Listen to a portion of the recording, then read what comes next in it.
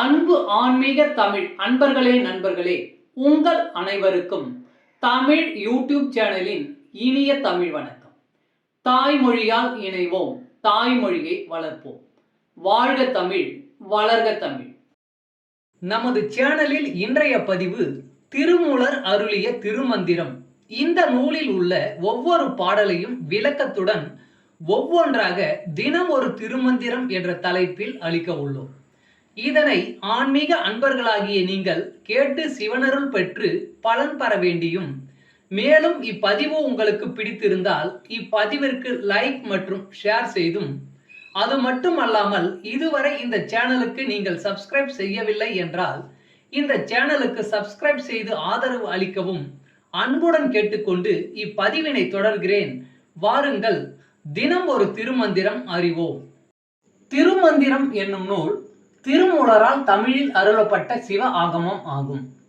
சைவ திருமுறைகளின் வரிசையில் திருமந்திரம் 10வது திருமுறையாக வருகிறது. 9 தந்திரங்களாக வகுக்கப்பட்ட இந்நூல் 3000 பாடல்களை கொண்டது.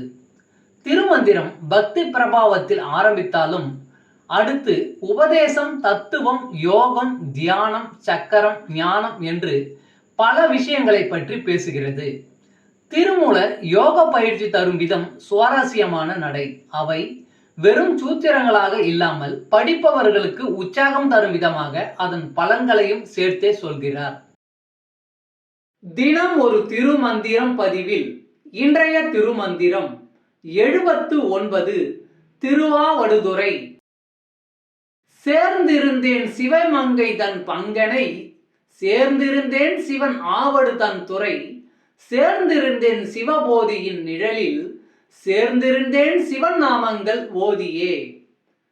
சேர்ந்திருந்தேன் சிவமங்கை தன் பங்கனை, சேர்ந்திருந்தேன் சிவன் ஆவடு தன் துறை, சேர்ந்திருந்தேன் சிவபோதியின் நிழலில், சேர்ந்திருந்தேன் சிவன் நாமங்கள் ஓதியே. பாடலின் விளக்கம். சக்தியை தனதொரு பாகமாக கொண்டுள்ள சிவபெருமானை சேர்ந்து வழிபட்டிருந்தேன். சிவபெருமானை நான் சேர்ந்த இடம் திருவாவடுதுறை. அங்கே சிவ அறிவு என்னும் நிழலில் தங்கி இருந்தேன், சிவநாமங்கள் ஓதியபடியே. தமிழ் அன்பர்களே நண்பர்களே, இன்று தினம் ஒரு திருமந்திரம் என்ற தலைப்பில் திருமூலரின் திருமந்திரம் பாடலை விளக்கத்துடன் தங்களுக்கு அளித்ததில் நான் பெருமை கொள்கிறேன். மேலும் இப்பதிவு உங்களுக்கு பிடித்திருக்கும் என்று நான் மிகவும் நம்புகிறேன். இப்பதிவு ஏதாவது ஒரு வகையில் உங்களுக்கு பயன்பட்டால் அதில் எனக்கு மிக்க மகிழ்ச்சி. வாழ்க வளமுடன். இறை அருள் பெறுவோம், இன்பமாய் வாழ்வோம். சர்வம் சிவமயம். அன்பு ஆன்மீக தமிழ் அன்பர்களே நண்பர்களே, இவ்வீடியோ பதிவினை கேட்டு இன்புற்று ஆதரவு அளித்த அனைத்து தமிழ் உள்ளங்களுக்கும் எங்கள் உள்ளம் கனிந்த நன்றி. மேலும் இப்பதிவு உங்களுக்கு பிடித்திருந்தால் லைக் மற்றும் ஷேர் செய்தும், இதுவரை இந்த சேனலுக்கு நீங்கள் சப்ஸ்கிரைப் செய்யவில்லை என்றால் சப்ஸ்கிரைப் செய்து பெல் பட்டனையும் அழுத்தி ஆதரவு அளிக்கவும் அன்புடன் கேட்டுக்கொள்கிறோம்.